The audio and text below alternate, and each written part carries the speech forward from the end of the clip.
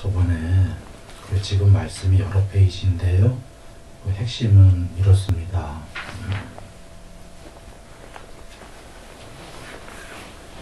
지금 저번 시간에 물질로 이루어진 자아의 획득, 마음으로 이루어진 자아의 획득, 비물질로 이루어진 자아의 획득, 이렇게 있었죠.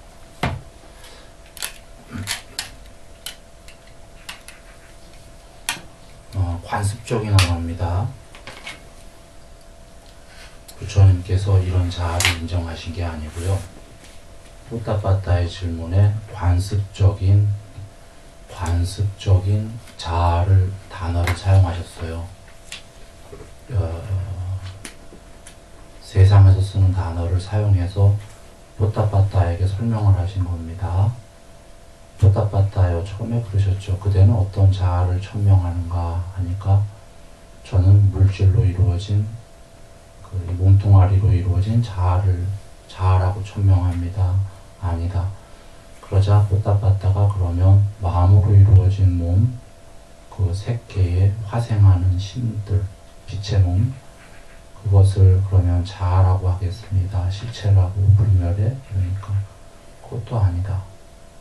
그러니까 그러면 비물질, 물질이 아닌 무색계의, 비색계의 신들, 형체 없는 순수 의식이지만 동료들이 있는 그런 존재들을 그러면 저는 불멸의 실체라고 하겠습니다. 그러자 부처님께서 그것도 아니다. 이제 그 설명이 나오시는 겁니다. 왜 아닌지. 그래서 그대가 그 물질로 이루어진 게 실체라고 하더라도 그건 쪼가리이기 때문에 아니다. 3분의 1 쪼가리다. 그 색계라고 하더라도 그것도 3분의 1 쪼가리다. 비색계도 3분의 1 쪼가리이기 때문에 아니다. 그렇게 설명을 1차 다 하신 거예요. 그 설명에 좀 더 깊게 이제 말씀하시는 건데 왜 아니냐면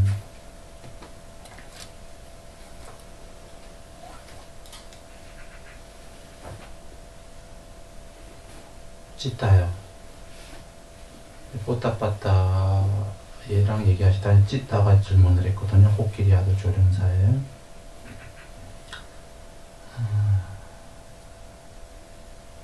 찌따가 이제 부처님께 말씀드리는 겁니다. 세존이시여. 거친 자아의 획득이 있을 때에는, 그러니까 물질로 이루어진, 몸뚱아리로 이루어진 이런 욕계의 존재의 그 자아의 획득이 있을 때에는 이라는 게 실체의 획득이 있다라는 게 아니라 지금 관습적 언어로 같이 쓰고 있는 겁니다. 아까 뿌따빠따가 그걸 자아라고 실체라고 했기 때문에 실체라고 일단 한번 단어를 써보자 이런 겁니다. 실체가 아니라 거친 자아의 획득이 있을 때에는, 그러니까 욕계의 몸뚱아리가 있을 때에는 그에게 마음으로 이루어진 자아의 획득은 헛된 것이고 비물질의 자아의 획득도 헛된 것이며 그때에는 오직 거친 자아의 획득만이 진실입니다. 즉 욕계의 몸뚱아리가 있을 때에는 색계나 비색계는 없다 이런 얘기입니다. 이게 어떤 의미죠? 지금 우리입니다. 욕계의 몸뚱아리가 있을 때에는 색계나 비색계는 지금 존재하지 않죠, 여러분은. 그러면 3분의 1 쪼가리 세계에만 있는 겁니다. 3분의 1 쪼가리에만 있는 이 존재가 어떻게 불멸의 실체일 수가 있겠냐 이런 의미를 갖고 있는 겁니다. 세존이시여, 마음으로 이루어진 자아의 획득이 있을 때에는, 즉 색계에 태어났을 때에는 욕계에도 없고 비색계에도 없습니다. 비색계에 태어났을 때에는 욕계에는 없고 색계에도 없고 비색계의 세계만 있습니다. 그런 것은 다 가짜입니다. 이런 얘기인 거예요. 그러자 부처님께서 찌따요. 거친 자아의 획득이 있을 때에는 마음으로 이루어진 자아의 획득이라는 명칭을 얻을 수 없고 물질이 아닌 자아의 획득이라는 명칭도 결코 얻을 수가 없으며 그때에는 오직 거친 자아의 획득이라는 명칭만을 얻게 된다. 지금 찌따와 뭐가 다르죠? 말씀이 똑같은 문장인데 명칭이 하나 더 들어갔습니다. 명칭. 즉 찌따는 욕계에 있을 때에는 색계, 비색계에는 그 있을 수가 없으며 이렇게 얘기한 거고, 부처님께서는 욕계에 있을 때에는 색계나 비색계에 있지 않으며가 아니라 있다는 명칭을 얻을 수 없다 그러신 겁니다. 자, 쌍따니까 여러분 가봅니다. 질문자가 부처님 세상이라고 하는데 언제 어떨 때 세상이 있고 혹은 세상이라는 개념이 있습니까? 개념은 명칭과 맞물려 있는 겁니다. 실체가 아니다라는 뜻입니다. 세상이 혹은 세상이라는 개념이 있습니까? 질문자에게 부처님께서 아니비설신이가 있고 색성향 미촉법이 있고 거기에 아뢰야식이 있고, 자 그러면 세 가지 화합이면 뭔지 이해되시죠? 눈 모양이 있고 그 눈과 모양에 아뢰야식이 있고 안식, 그 세 개를 조건으로 뭐가 생기냐면 12연기에 감각 접촉, 그 다음에 느낌, 감각 접촉을 조건으로 느낌이 생기고, 느낌을 조건으로 가래를 조건으로 취착이, 취착을 조건으로 존재를 조건으로 태어남을 조건으로 노병사가, 이렇게 해서 전체 괴로움의 무더기가 벌어진다 뿐이 아니라 이렇게 해서 전체 세상이 생긴다 이거죠. 12연기에 지금 그것처럼 여기서는 쌍따니께서는 간단하게 말씀하십니다. 아니비설신이가 있고 색성향 미촉법이 있고 그것들의 아뢰야식이 있고 아뢰야식으로 알아야 할 법들이 있는 곳, 구성 요소들이 있는 곳, 거기에 세상은 있고 혹은 세상이라는 개념도 있다. 거꾸로 아니비설신이가 없고 색성향 미촉법이 없고 아뢰야식이 없고 아뢰야식이 알아야 할 법들이 없는 곳, 구성 요소들이 없는 곳, 거기에 세상도 없고 혹은 세상이라는 개념도 없다. 자, 그럼 뼈다빠따경으로 돌아옵니다. 세상에 일어남도 있고 세상에 소멸도 있기 때문에 세상이 있다라고 부처님 얘기하지 않는다라는 겁니다. 개념이 있다 이렇게 얘기하신 것처럼 소멸도 있다. 그거이기 때문에 지금 여기서 명칭이 있을 뿐이다 이렇게 얘기하시는 겁니다. 우리가 없다가 아니라 있는 동안은 있기는 있는데 이게 전부가 아니라 없게끔 소멸도 있다. 그래서 명칭이 있을 뿐이다 이러시는 겁니다. 찌따의 이야기에 부처님께서 명칭을 하나 더 추가하셨습니다. 그래서 찌따여, 만일 그대에게 묻기를 그대는 과거에 존재했었고 존재하지 않았던 것이 아니지 않은가. 즉 그렇게 쭉 말씀 계십니다. 그대는 미래에 존재할 것이고 존재하지 않을 것이 아닌가. 그대는 지금 존재하고 있고 존재하지 않는 것이 아니지 않은가 라고 한다 하자. 이렇게 물으면 그대는 어떻게 설명하겠는가.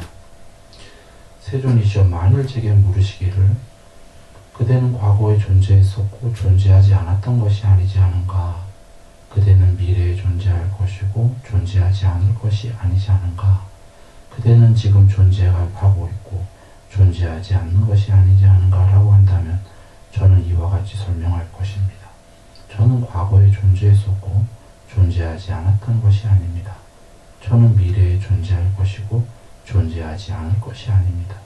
저는 지금 존재하고 있고 존재하지 않는 것이 아닙니다. 라고 세존이시여 이렇게 설명할 것입니다. 이 설명이 잘못된 겁니다. 찌따여, 만일 다시 부처님께서 그대에게 묻기를 그대가 과거의 자아를 획득했을 때 그대에게는 그 자아의 획득만이 사실이고 미래도 헛된 것이고 현재도 헛된 것이 아니던가. 앞에랑 뭐가 달라졌나요? 앞에는 공간적 개념이었습니다. 욕계, 색계, 비색계. 지금 욕계, 색계, 비색계가 다 있는데 아까 끊어졌습니다. 이거 계속 안 될 거예요. 부분이거든.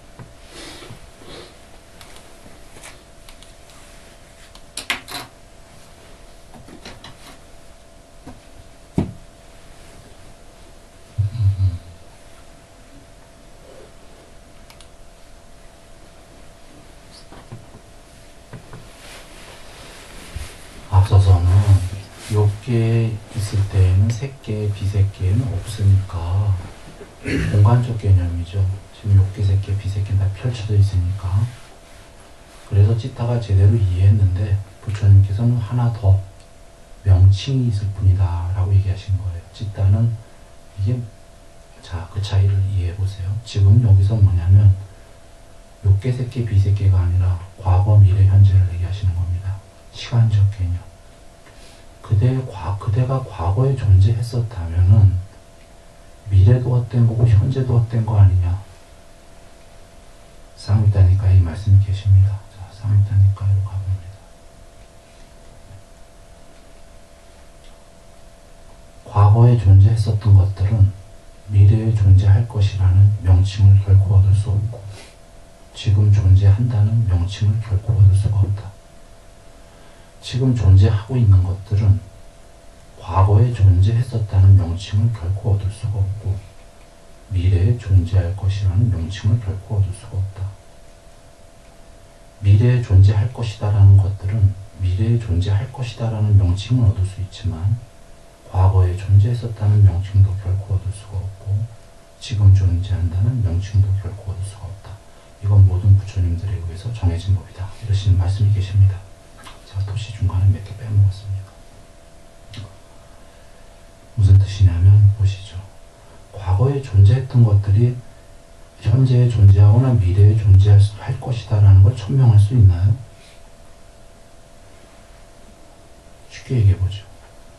지금 존재하는 우리들이 제가 해탈해버렸어요. 예를 들어서. 그럼 미래에 존재할 겁니까?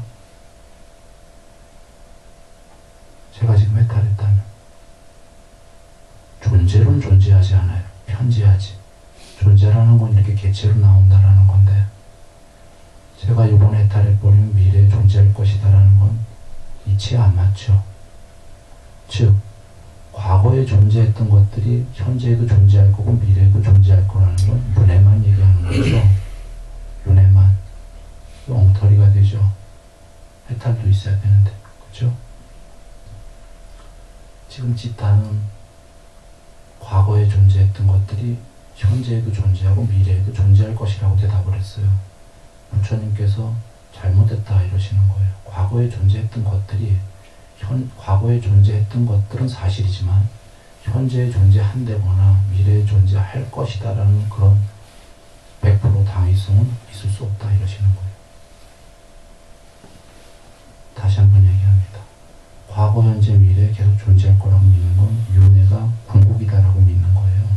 윤회가 절대여야지만 계속 그러는 거죠. 그러면 거기엔 해탈은 없는 거예요. 그렇죠. 그래서 부처님께서 지금 찌따요. 만일 다시 그대에게 묻기를 찌따는 그렇게 대답을 했어요. 과거에 존재했었고 지금도 존재하고 미래에도 존재할 것이라고 찌따가 이렇게 대답을 하니까 찌따요. 만일 다시 그대에게 묻기를 그대가 과거의 자아를 획득했을 때 그대에게는 그 자아의 획득만이 사실이고 과거만 사실이고 미래도 헛된 것이고 현재도 헛된 것이 아니던가. 미래와 현재는 알 수 없다 이런 얘기입니다.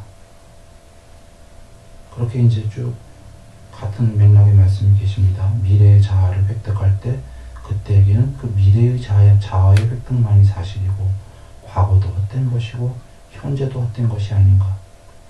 누군가는 그럴지도 몰라요. 미래에 생겼으니까 과거와 현재가 있었어야지 미래의 존재가 생기지 이럴지도 모르는데 윤회의 시작은 알려질 수 없다처럼 누군가는 그 미래에 그때 처음으로 나왔을 수도 있는 겁니다.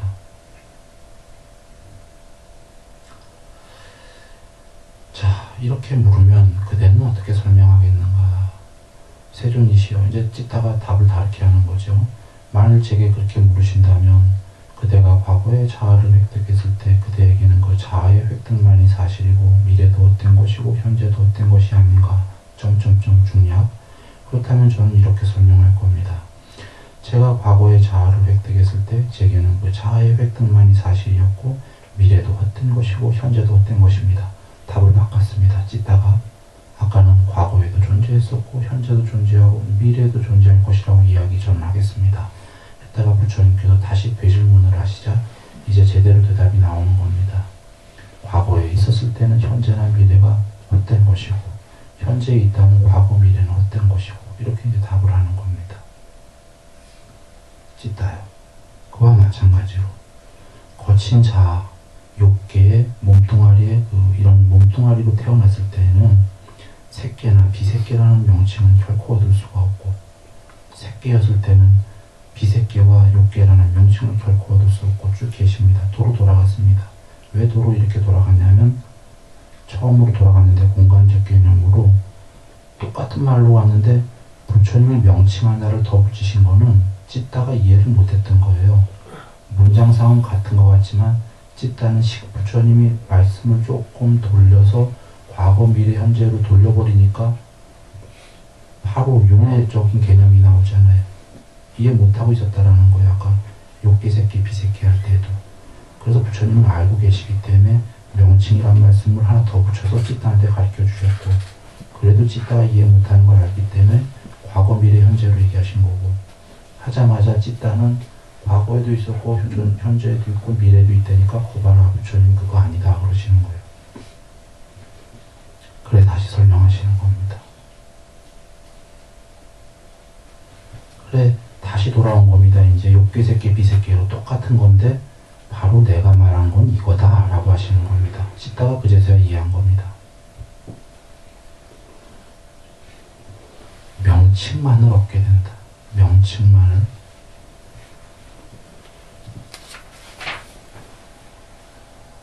그래서 이제 부처님께서 예를 드십니다. 찢다요. 예를 들면 소로부터 우유가 있고 우유로부터 응유가 있고 우유가 좀 굳은 거죠. 응유로부터 생버터가 되고 생버터로부터 정제된 버터가 되고 정제된 버터로부터 최상의 버터가 되는 것과 같다. 우유가 되어 있을 때에는 응유라는 이름을 결코 얻지 못한다. 우유라는 명칭이 있을 때는 응유, 버터 다 못 얻죠. 응유가 됐을 때는 우유도 없고 버터도 없는 겁니다. 버터가 됐을 때는 우유도 없고 응유도 없다. 최상의 정제된 버터일 때는 최상의 버터만 있지 우유도 없고 응유도 없고 없다. 이렇게 비유하시는 겁니다. 그와 마찬가지로 이제 거친 자아 획득이 있을 때는 등등등 앞에 내용이랑 같습니다. 그런데 이 앞에 내용만 이해를 잘못하면은 버터가 앞에 내용을 이해 못하면 버터가 있을 때 우유와 응유의 이름이 없다고 해도 아까 찢다처럼 이해합니다. 아 그냥 버터니까 다른 우유나 응유의 이름을 얻을 수 없지 과거에 우유였던 적, 응유였던 적은 다 있구나. 이렇게 생각하면 잘못하는 겁니다. 찢다처럼 생각하는 겁니다. 얘는 지금 이렇게 들어졌지만 앞에서 부처님께서 과거에도 존재하고 현재에도 존재하고 미래에도 존재할 것이라는 걸 잘못됐다 얘기하시는 거예요. 아까 제가 설명했듯이 지금 존재하더라도 지금 해탈해버리면 미래에 존재할 것이라는 건 없기 때문에 그리고 명칭만 있을 뿐이다라는 게 아까 세상에 일어남이 있고 세상에 소멸함이 있다. 분명히 부처님이 얘기하셨습니다. 세상에 소멸함이 있는데 소멸했으니까 단멸이냐? 그게 아니다. 7가지로 단멸론을 부정하셨기 때문에 세상이 소멸이 바로 세상의 끝에 쓴 거다. 세상을 초월한 거고 세상의 소멸이 해탈이다. 세상은 무시무종입니다. 영원히 없어지지 않는데 그분에게는 소멸이 됐다. 그분은 소멸을 시켰다. 그래서 모두 편지해버렸다. 세상의 소멸이 열반이다. 모두 편지해버렸다.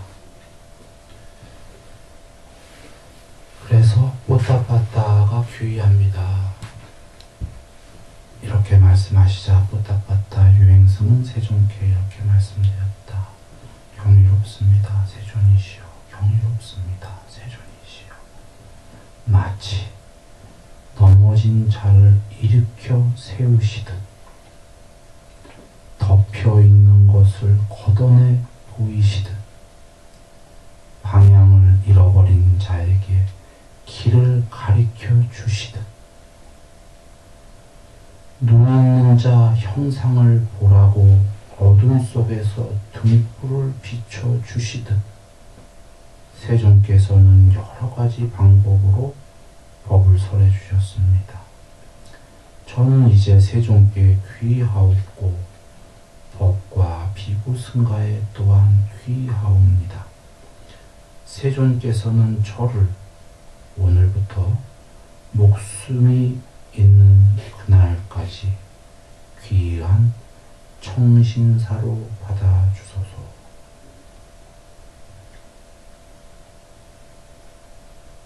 이 사람들은 그 법 안에서 물러나지만 않으면요 최소한 천국입니다. 최소한 지금 청신사죠. 출가한 건 아닌데 최소가 그 천국이다. 욕계 천상세계다. 경에 계시죠? 부처님께서 그 흔들리지 않는 청정한 믿음이 아니고 흔들리지 않는 거룩하신 석가모니 부처님에 대해서 흔들리지 않는 청정한 믿음을 가진 사람들은 수다원부터예요.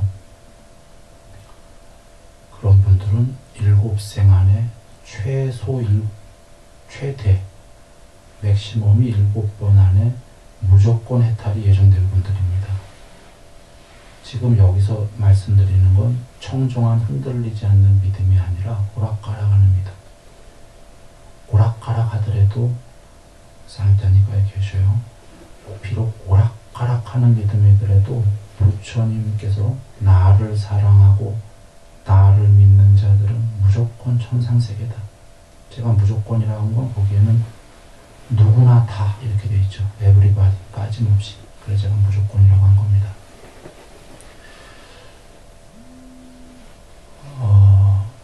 그런 의미에서 이가 나중에 배신만 안 한다면 뽀딱받다가 오락가락하면서 믿더라도 괜찮은데, 그러니까 이렇게 스님 같은 환속이 우리 청신사니까 환속은 아니겠지만 부처님께 등 돌리지만 않으면 이런 이들은 몸이 무너진다면 무조건 천상세계고, 살아있을 때도 부처님 말씀을 쫓을 거기 때문에 빛이고, 살아서 빛이고 죽어서도 빛이다. 빛에서 빛으로.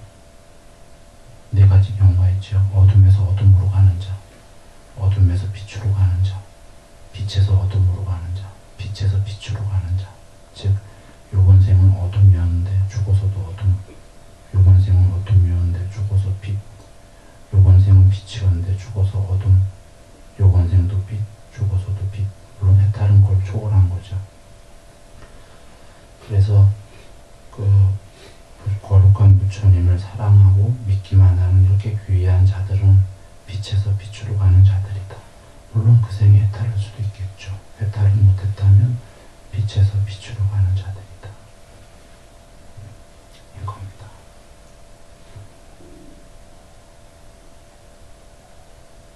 그 부타바타경은 끝났어요. 제가 그냥 간략하게 끝냈습니다. 그 말씀을 이게 여러 페이지인데 제가 간단하게 한 거고, 궁금하시면 다시 한번 더 보시고요. 그러자 코끼리 조련사의 아들 제따는 세존께 이렇게 말씀드렸다. 경이롭습니다. 세존이시여. 경이롭습니다. 세존이시여. 마치 넘어진 자를 일으켜 세우시듯 덮여 있는 것을 걷어내 보이시듯 방향을 잃어버린 자에게 길을 가리켜 주시듯 어둠 속에서 눈 있는 자 형상을 보라고 등불을 비춰주시듯 세존께서는 여러 가지 방편으로 법을 설해 주셨습니다. 저는 이제 세존께 귀하고 법과 비구 승가에 또한 귀하옵니다. 세존이시여, 저는 세존의 곁에 출가하고자 합니다. 저는 구족계를 받고자 합니다. 코끼리 조련사의 아들 찢다는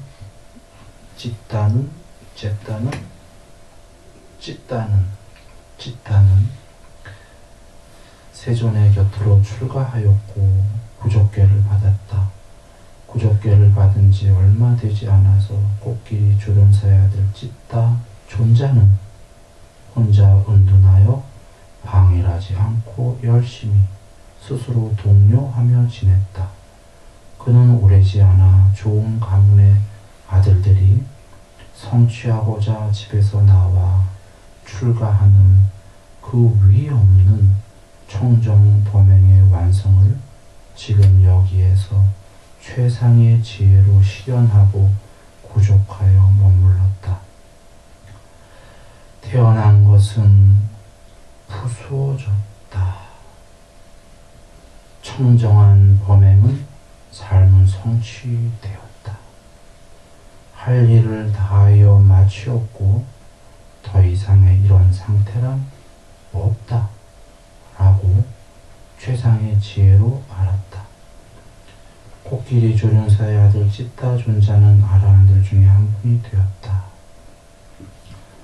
살아서 태어난 게 살아있는 거예요. 있는데 태어난 건 푸수어진 거죠.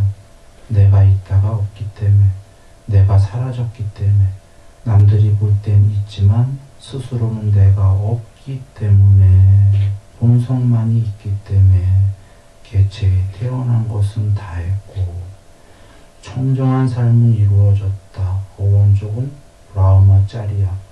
성욕이 아예 없는 그런 뜻입니다. 청정한 삶이 되려고 그러면 성욕이 아예 없어야겠죠. 애욕이. 그것이 그나마 해탈이 아니고 아나함이죠. 청정한 삶은 이루어졌다. 하여야 할 일을 다해 마쳤다. 사성제를 마쳤다는 거죠. 그리고 부분적인 거로는 세상에 할 일이 없다. 집착도 저항도 없기 때문에 다 끝났다. 다시는 어떤 존재로도 돌아오지 않을 것이다. 의역이죠. 직역은 다시는 이러한 상태란 없다. 이게 직역입니다. 지금 이런 개체적인 상태라는 건 이제 끝났다. 있을 수 없다. 라고 최상의 지혜로 알았다. 그래서 아라한이 되셨습니다.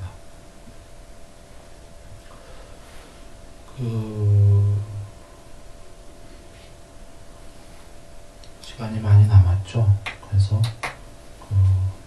지금 여기에 보시면 두 분이 귀의했는데 뽀따빠따는 제가자로 귀의했고요. 코끼리 조련사 아들 찢다는 출가자로 출가했어요. 그래서 뽀따빠따는 경지가 어떻게 됐다가 안 나왔고 제가자.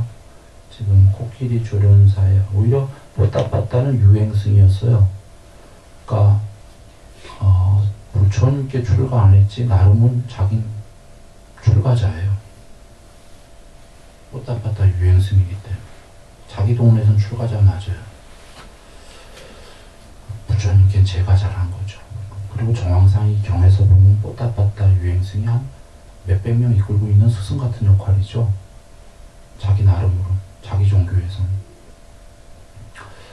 근데 이는 오히려 출가 안 했고 제가를 청신남으로 제가자로 남았고 코끼리 조련사 아들인지 코끼리 조련사인지 찢다는 오히려 제가자였는데 출가를 했어요. 그래서 해탈하셨죠. 양 두 경우가 있어서 이거랑 대꾸해서 한번 얘기해 봅니다. 부처님께서 경을 이렇게 보시면은 크게 두 가지 설법이 계신 거예요.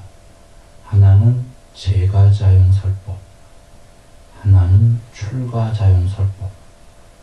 좀 다르죠?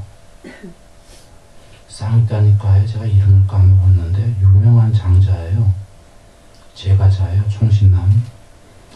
청신남인데 약 500명의 제가자 무리를 이끌고 있는 다 부처님께 귀한 사람들이에요. 제가자인데 그 유명한 청신남이 부처님께 가서 법을 정하는데 질문을 잘못 드렸어요. 부처님께 법을 광범위하게 청하자 부처님께서 광범위한 답을 하셨어요. 광범위하게 페이지가 많다가 아니라 출가자용설법을 하셨어요. 왜냐하면 질문이 그러니까.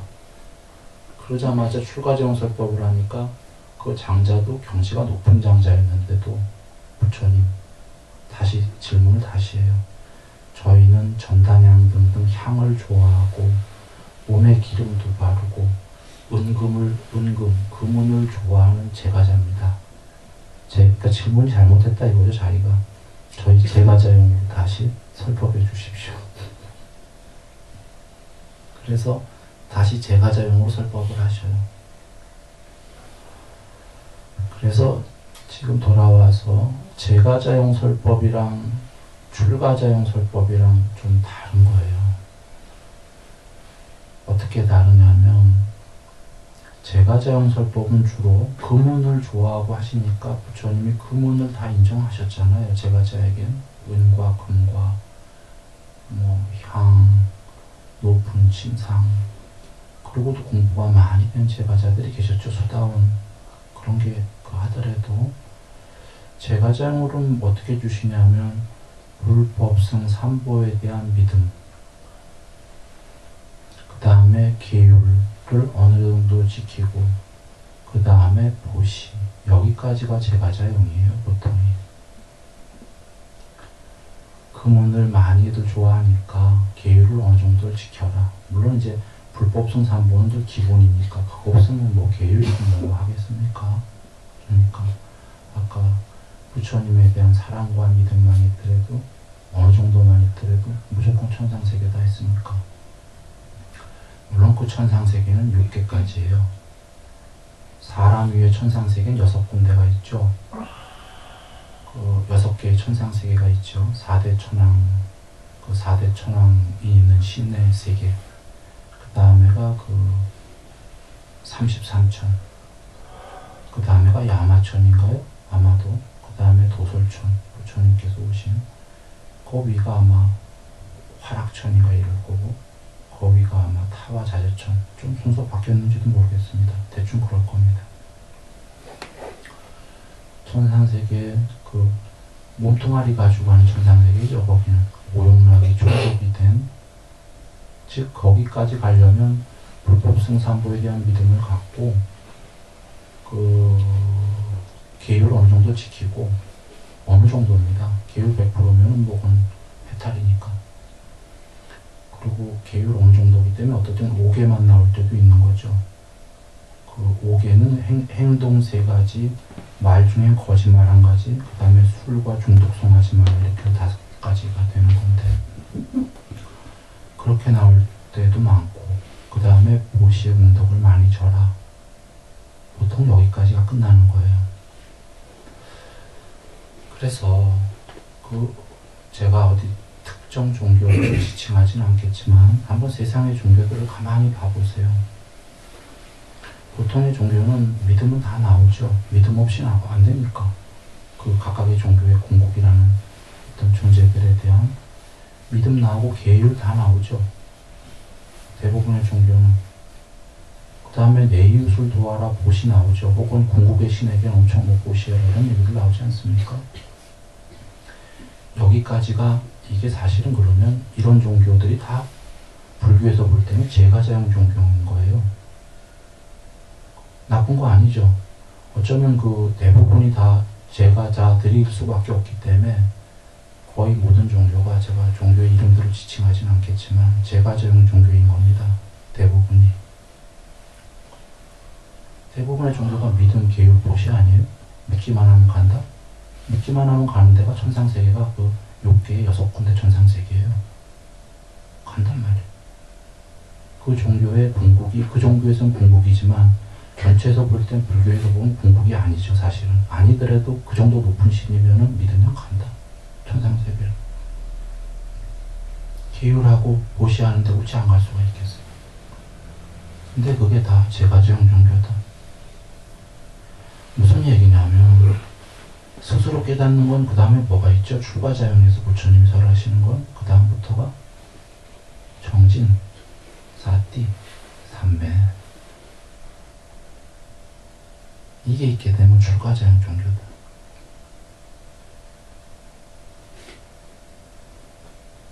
그래서 부처님께서 오고 노력에서 믿음으로 가는 종교가 지구에 많을 거 아시고 그때도 있었고, 믿음으로 가더라도 믿음, 정진, 사티, 삼매, 반야, 믿음으로 가더라도 이렇게 가라고 오신 거 아니에요? 해탈하려고 그러면.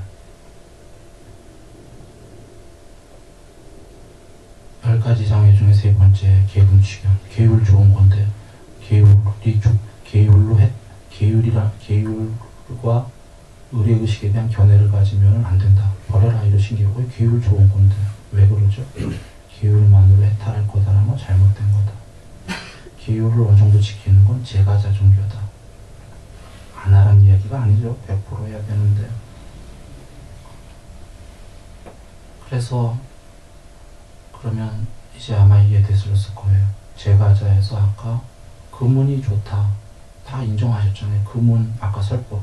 저희는 금과 은을 좋아합니다. 이런 저희에게 맞는 설법을 해주십시오. 근데 그분도 공부 억수로 된 분들이었어요. 그 제가자 중에 그분은 수다원이었어요.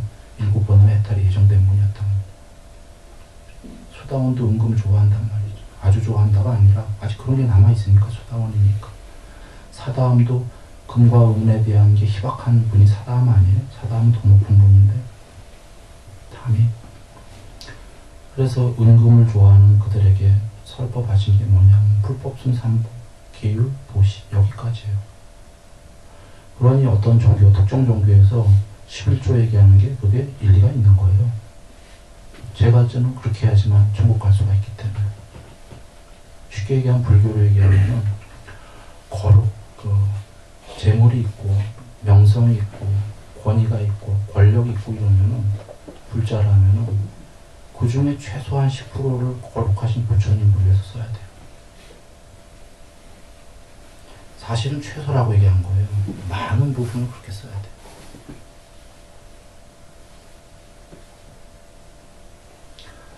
쉽게 생각해 보시면 그 재물, 명예 다 좋은데 그걸 나를 위해서만 썼다라면 죽은 다음에 뭐 어딜 가겠어요. 나를 위해서만 썼는데. 그래서 그 세상을 위해서 써야 되는데 두 가지인데 하나는 거룩하신 부처님을 위해서 쓰는 게 공덕이 제일 큰 거예요. 두 번째로는 세상을 위해서 쓰는 게 그 다음 번째로 공덕이 있는 거. 그래서 쉽게 얘기한다면은 내가 재물이 있다면 재물을 세상을 위해서 쓰고 부처님을 위해서 어느 정도 다 쓰기가 힘들 테니까 어느 정도 거룩하신 부처님을 위해서. 부처님이 그거 받으시지 않습니다. 제가 부처님을 위해서 쓴다 이런 의미는 부처님 법을 펼쳐지는 데 쓰여진다 이런 거지, 부처님께는 아무리 바쳐도 부처님 안 받습니다. 그걸 받으면 신이시지 그냥. 자금.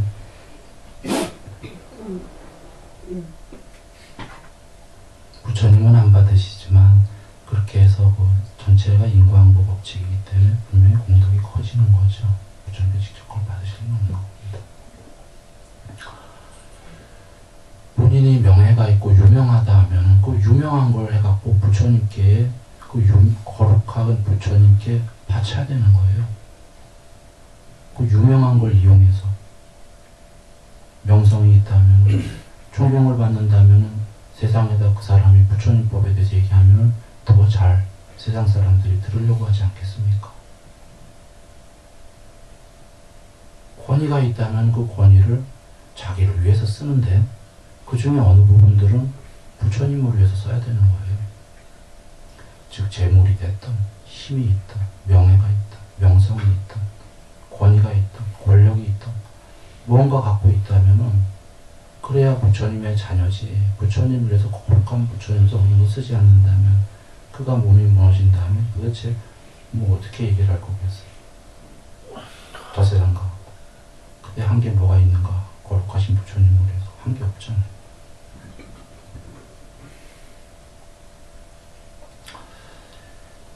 그렇게가 제가자이고요. 그런데 제가자가 거기서 정진사띠 삼매까지 닦으면 얘기는 달라지는 거죠. 이제 제가 출가하고 뭐고 할 거 없는 겁니다. 구분이. 그는 출가자다. 출가자가 되기 시작하는 거예요. 그렇지만 여전히 제가자에 있으면 부양가족이 한 명이라도 있으면 탐을 할 수밖에 없기 때문에 부양해야 되니까. 그러니 완전히 출가자라는 얘기는 아닙니다. 제가이면서 출가이면서 조화롭게 가는 거죠.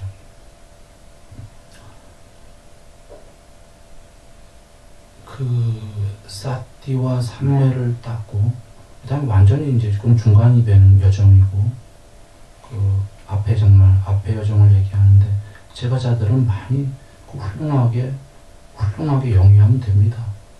금과 은과 아까 향 뭐 이렇게 질문이 나왔듯이 요새 세상은 달라졌으니까 훌륭하게 향유를 하고 머물러 하고 그 중에 많은 부분을 거룩하신 부처님 법에 자기가 갖고 있는 탤런트 재능들을 그렇게 쓴다면은 그건 아주 좋은 일이다. 그리고 중간 과정으로는 아까 이제 제가자이면서 사띠 삼매를 닦는다 이런 여정이 있고 아예 이제 더 가서 출가자라는 여정인데 정말 출가자라면 다 버려야 됩니다. 출가자가 할 수 있는 건 재물도 없어요. 아무것도 없어요. 줄 수 있는 게 없어요. 그런 걸로 그걸 하는 게 아니라 법을 펼쳐갖고 법으로 출가자가 줄 수 있는 건 몸과 말과 마음으로 세상을 향해서 좋은 행위를 하는 겁니다. 그 중에 주로 법에 관련된 거죠. 법에 관련된 거를 펼치는 그 출가자는 다 버려야 돼요, 진짜로. 탐이 있으면 안 되고, 성냄이 있어도 안 되고, 어리석음 있으면 안 되고. 그래야지만 거기에 보시하는 사람들이 공덕이 크다고 부처님이 얘기하셨죠. 탐진치가 있는 사람한테 보시하는 공덕 없습니다. 있긴 있습니다. 있는데 작다. 탐진치 없는 사람한테 보시하는 게 공덕이 큰 겁니다. 그래서 부처님께서는 출가자라면 공부 열심히 닦아나가 두 교였죠. 하나는 그대를 스스로를 위해서, 또 하나는 그대에게 보시하는 사람들의 행복이 그대가 공부가 돼야지 그 공덕이 훨씬 커지니까 그런 뜻으로 공부해라 이러셨죠. 그런 겁니다. 그래서 크게는 제가용 법문이 있고 출가용 법문이 있다. 근데 크게 또 세 가지로 나누면 아까 출발에 제가자용이 있고 중간에 제가이면서도 출가 공부를 하는 분이 있고 넘어서 진짜 출가자가 있다. 출가자는 승복이 못하고 출가자가 아닙니다. 사실은 탐진치가 없어야 된다. 이런 의미가 되는 거죠.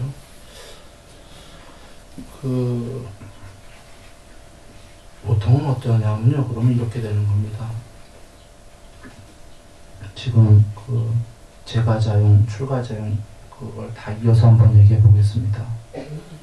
사념처는 신수신법은 그건 완전 출가자용이에요, 사실은. 그래서 제가자용부터 다시 한번 쭉 거론해 봅니다. 제가자는 불법승 삼보에 대한 믿음을 가져야 된다. 일단 그럼 믿음은 뭐냐? 부처님이 예불문에 뜻이 믿음의 3요소 1. 법문 듣기를 즐거이 한다. 알아야지 믿어지니까요. 좋은 도반을 늘 가까이 한다. 아낌없이 보시한다. 자, 이렇게 불법승 삼보에 대한 믿음. 그래서 이미 보시 나왔지만 거기에 계율과 보시 이렇게 별도로 나올 때가 있습니다. 이게 출발입니다. 거기서 더 나아가서 출가자용까지를 이제 공부를 짓게 됩니다. 그 제가자도 그게 뭐냐면 사념처를 보게 되면 물론 이제 사성제를 제일 먼저 알아야 됩니다. 이것이 괴로움이다. 이것이 괴로움의 일어남이다. 이것이 괴로움의 소멸이다. 이것이 괴로움의 소멸로 인도하는 길이다라는 8중도를 알아야 되는 거죠. 물론 8중도는 뒤에 다시 나옵니다만. 그리고 앞으로 돌아와서 정진을 해야 되는데 이제 정진하면서 뭐부터 하냐면 사티부터 하게 되는 겁니다. 그래서 신수신법을 이제 하게 되는데 몸에 관련돼서 맨 처음에 호흡이 공부하는 거죠. 호흡 공부가 나왔죠. 대념처경에. 그 다음에가 몸관찰이 나왔는데 몸관찰이 통문으로 나왔어요. 그러니까 앉은 자세, 서 있는 자세, 걷는 자세, 누운 자세, 그 밖에 어떠한 자세가 되더라도 있는 그대로 분명히 한다라고 통론으로 몸 전체에 관련해서 나왔고, 관찰이 다시 한번 나오는데 그걸 세분화해서 나옵니다.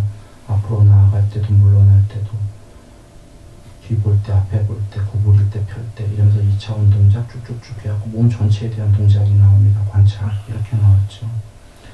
지수와 풍, 4대로 나눠서 관찰하는 거 나왔죠.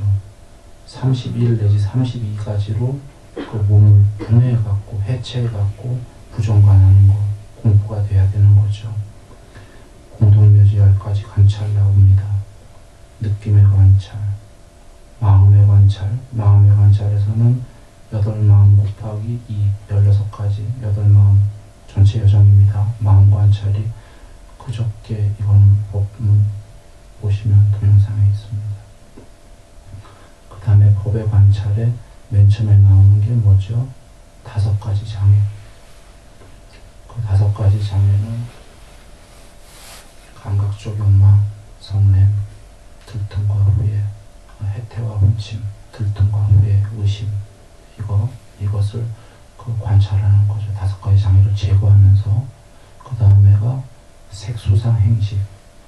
색수상 행식은 내 것만이 아니라 세상이 다 색수상 행식입니다. 근데 내 거를 위주로 색수상 행식을 관찰하는 겁니다.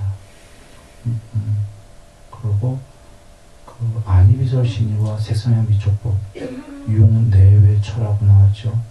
색수상 행식을 더 펼친 겁니다.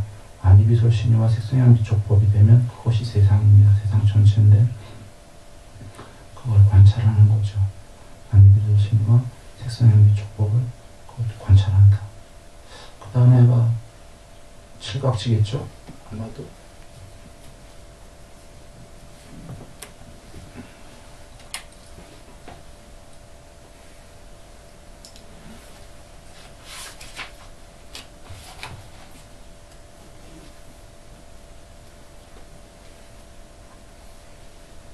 이제 칠각지는 사띠를 잘 정신 차려서 법에 대한 간택을 먼저 해야 되는 건데 아직 불법을 모를 때 어떤 법이 옳을 건가 잘 간택해야 됩니다. 그리고는 정진, 희열, 경한. 이 경한은 온몸과 온몸으로 행복하다. 삼선입니다. 그 다음에 삼매구나. 그 다음에가 평정. 이렇게 되는 거죠. 좀 전에 삼매는 사선에 해당하는 겁니다. 네 번째 삼매.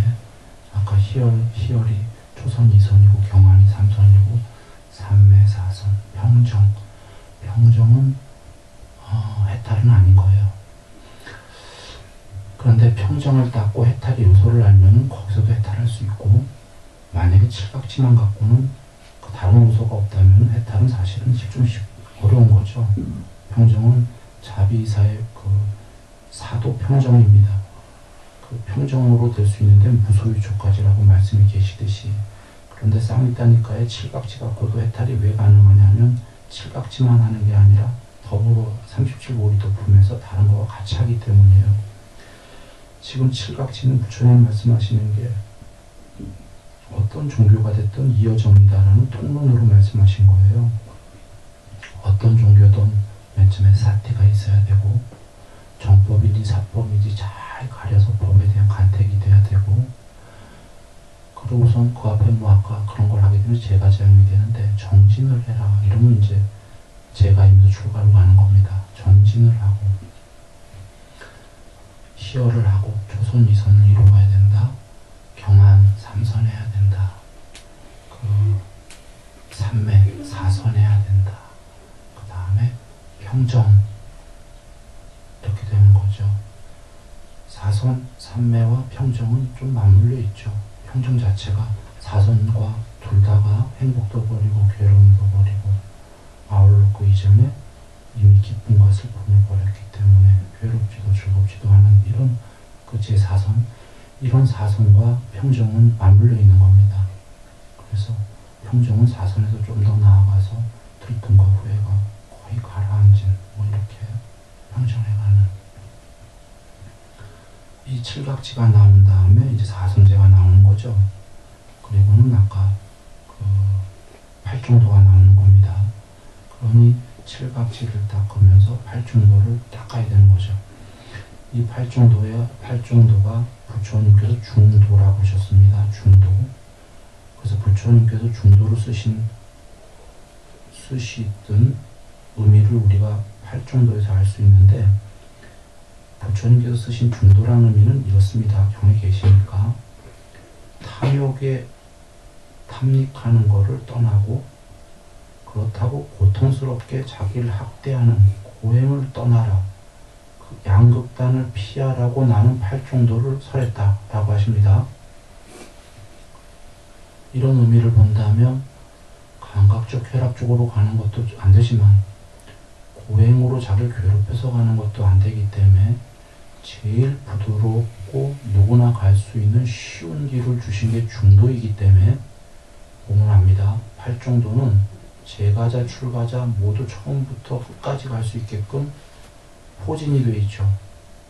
첫 번째가 바른 견해, 사성제에 대해서 바른 견해.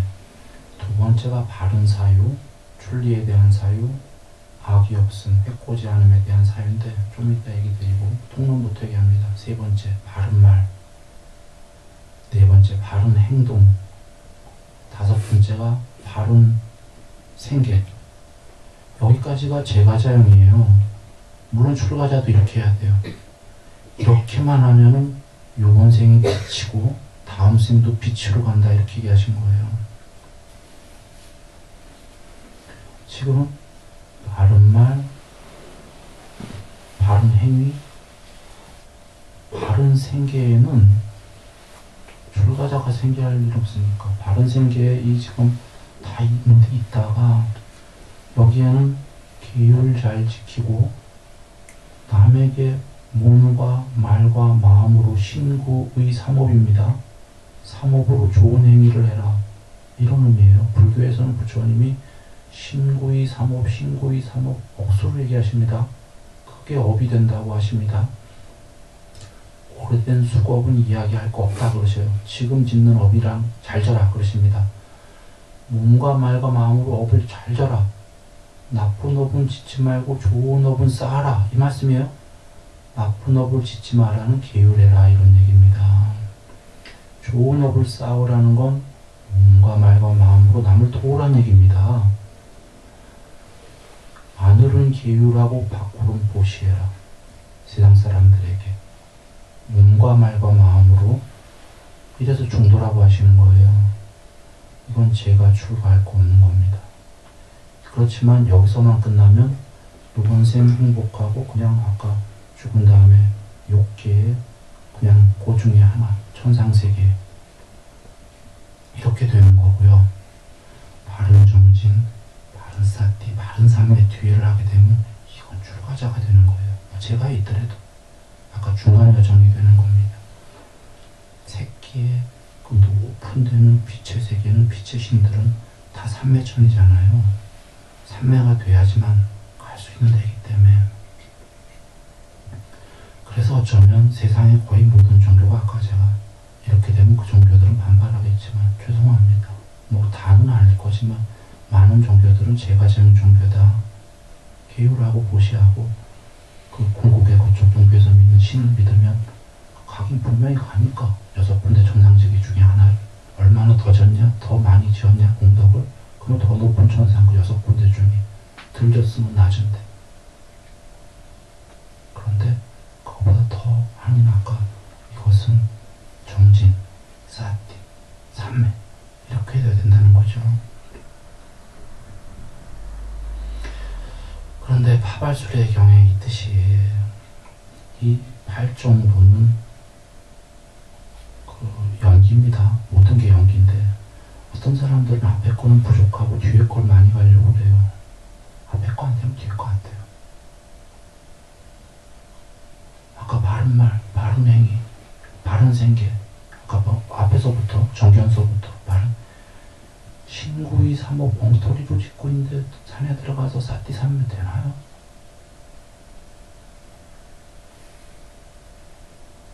안 돼. 안 돼. 그냥 가서 열심히 정말 그게 고행이 되는 거예요. 앞에 거 안 짓고선 뒤에 거 하는데 될 리가 없지. 그건 고행이에요, 고행. 다른 게 고행이 아니라. 그래서 팔정도는 연기이기 때문에 모든 게 연기법인데 바른 견해부터 사성제우리금 공부했죠. 바른 사유는 그 출리에 대한 사유는 크게 두 가지인데 우리에게 맨 처음에 주신 건 감각적 쾌락을 떠나라는 거예요. 그 바른 사유 중에 하나가 악이 없으면 마음속에다 악은 품지 마라. 해코지 않으면 악을 어쩔 수 없이 품었다 하면 최소한 해코지는 마라. 행동과 말로 남한테 그거는 하면은 빼도 박도 못하잖아요. 인광보가 무서우니까 과보가 했다면은 일단 참여하고 다시 돌이켜서 했으면 어쩔 수 없으니까 참여해서 이제는 안 그러겠다라고 그 바른 사유에 다 계신 거죠. 감각적 쾌락을 떠나라. 마음속에 악을 품지 마라. 악을 품었다고 치더라도 행동으로 옮기지 마라. 이렇게 다 되어 있는 건데 그런 뜻이지만 크게는 아까 그 출리에 대한 사유가 감각적 쾌락만이 아니라 난 색계건 비색계건 다 출리하겠다. 떠나겠다. 이런 게 바른 사유인 거죠. 그러나 일단 1번은 감각적 쾌락을 어느 정도 버리고 이렇게가 거기에 계신 겁니다. 그런 대전제 아래 아까 이제 바른 말 하기 시작하는 거고 바른 행동 하기 시작하는 거고 생계를 바르게 해라는 거죠.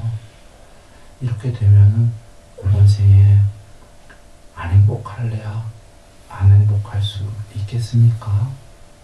제가 아까 여기까지 제가자용이라고 한 이유가 이렇게 해서 안 행복해진다면은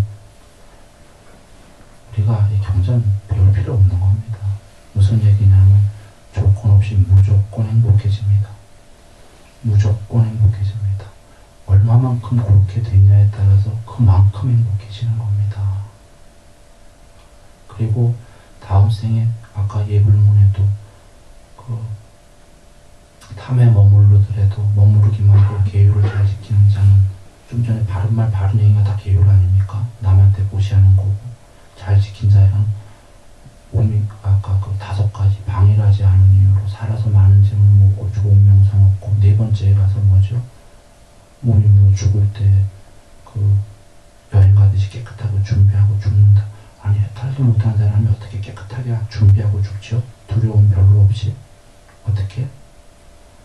그건요 죽을 때 빌면 늦어요. 해탈 못한 사람이 죽을 때 가서 빌어요. 막 공포스럽고 때는 늦은 겁니다. 어떻게 아까 좀 전에 탐에 머무르는데 해탈 못한 사람이 여행 가듯이 깨끗하게 준비하고 죽냐면 살아서 알아요. 행복하고 그 이가 천상세계가 있을지 없을지는 불확실한 거죠. 그래도 부처님 말씀을 믿으면서 그 이가 죽을 때쯤 되면 아는 게 나는 부처님 말씀에 쫓아서 이만큼 살아왔다. 천상세계가 있는지 없는지 모르지만 있다면은 그건 분명히 내 차지다라는 걸 압니다. 살아서 행복했기 때문에 없으면 알 수 없는 거다 이러면서 근데 있다면 나는 간다 틀림없이 살아서 행복했기 때문에 이게 중요한 거예요. 근데 우리 한번 보시면 우리 나이 되면은 영원히 살 것처럼 죽는 거 알면서도 사실은 죽음 생각 안 해요. 놀랍게도 이제 70 넘어가면 그 중에 두 부류가 있어요. 한 명은 이제 죽음이 곧 다가온다는 걸 아는 사람이고 한쪽은 알긴 알아요. 나이상으로. 그런데도 나는 그래도 곧 안 죽을 거야 라고 믿는 사람들이 또 있어요. 양쪽으로. 근데 이제 이 아는 사람들은 겁나기 시작하는 거예요. 남은 삶이 얼마 없기 때문에. 여러분 한번 생각해 보세요. 70이 많이 넘었어요. 우리가 얼마 안 남아서 삶 자체를 수명으로 볼 때 언제 죽을지 몰라도 그때 얼마나 겁날지 이해되세요? 살아가는 게. 왜 겁주자고 제가 드린 얘기가 아니에요. 겁낼 필요가 없는 게 지금 미리미리 아까 그 활정도에 바른 말, 바른 행동, 바른 생활, 바른 직업이에요. 안으로는 100% 하자는 얘기도 아니고 계율을 어느 정도 하고 몸과 말과 마음으로 나만을 위해서 살았다 이러면 곤란하니까 세상을 위해서 살고 그럼 다 했네. 계율했지 세상을 위해서 살았네. 어느 정도. 아까 제가 재물이 있고 명성 있고 명예가 있으면 다가 아니라 어느 종교의 11조처럼 어느 정도만 세상을 위해서 써라 이렇게 얘기한 거거든요. 그러면 다 가져갈 수도 없는 건데. 명성이 있어도 유명해도 명예가 있어도 다 그게 부처님이 주신 탤런트이기 때문에 부처님을 위해서 어느 부분까지 쓰는 게 합당한 거 아닙니까? 그렇게 해야 된다 이런 얘기입니다. 그러면 이번 생은 분명히 행복하고 죽을 때 가서도 고민 안 해요. 나이 드는 게. 겁날 게 없기 때문이지.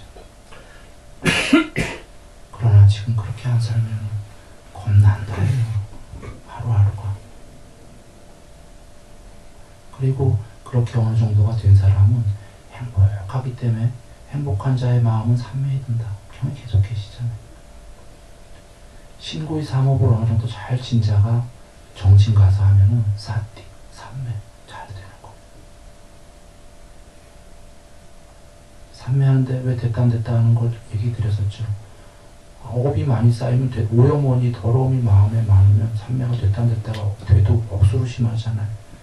그래 그때가 삼매가 된 사람도 삼매가 더 되려고 결국은 신구의 삼업을 잘 짓잖아요. 그럴 수밖에 없잖아요. 삼매가 됐다 안 됐다가 너무 심하니까. 그러니까 파발소리의 경매에서처럼 결국은 신구의 삼업을 잘 져야 돼요. 집 질 때 집 밑에 기반을 짓는 거예요. 집의 기반과 기둥이 없이 집은 질 수는 없는 거죠. 기초공사 없이는 아무것도 할 수가 없는 겁니다. 그 신구의 삼업은 밑에 기반 공사이자 기둥이자 사실은 집 짓는 거에 한 60, 70%의 전부인 거죠. 예. 그리해서 신구의 삼업으로 딱 오늘 두 가지만 생각하면 될 것 같아요. 안으로는 어느 정도 계율, 제가 어느 정도라고 자꾸 얘기합니다. 어느 정도예요. 누가 그걸 처음부터 많이 할 수 있겠어요. 그러니까 안으로는 어느 정도 계율, 밖으로는 그 신구의 삼업으로 어느 정도 세상을 돕고 이렇게 되면 걱정 없는 겁니다. 그것도 세상을 돕는데 없는 거로 돕나요? 없는 거 만들라고 도울 수 없어요. 그때는 가정 먼저 도우세요. 있는 거로.